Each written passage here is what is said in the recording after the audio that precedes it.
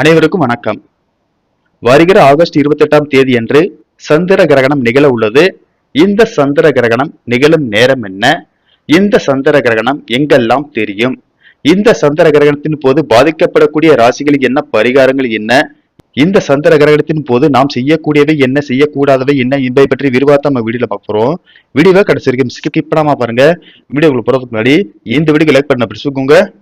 வாங்க வீடியோக்குள்ள போகலாம். சூரியன், பூமி, சந்திரன் ஆகிய மூன்றும் ஒரே நேர்கோட்டில் வரும்போது பூமியின் நிழல் சந்திரன் மீது விழுவதால் சந்திரன் முழுவதுமாகவோ அல்லது பகுதியாகவோ மறைக்கப்படும் நிகழ்விற்கு சந்திர கிரகணம் என்று பெயர். இந்த நிகழ்வு பௌர்ணமி நாளன்று ஏற்படக்கூடியவை ஆகும். கிரகணம் நிகழும் நேரம். இந்த சந்திர கிரகணம் இந்திய நேரப்படி ஆகஸ்ட் 28ஆம் தேதி காலை 9:43 மணிக்கு தொடங்கி மதியம் 12:31 மணிக்கு முடிவடைகிறது. எங்கெல்லாம் தெரியும்?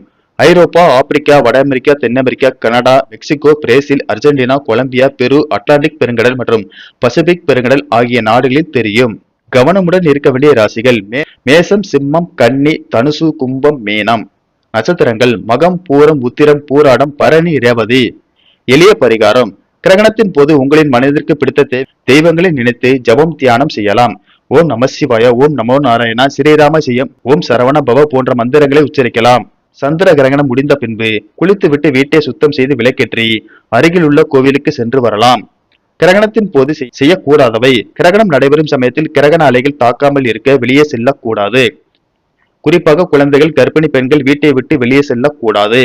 கிரகண நேரத்தில் சமையல் செய்யக்கூடாது. முக்கியமாக சாப்பிடக்கூடாது. கிரகணத்தின் 1 மணி நேரத்திற்கு முன்போ அல்லது பின்போதான் சாப்பிட வேண்டும்.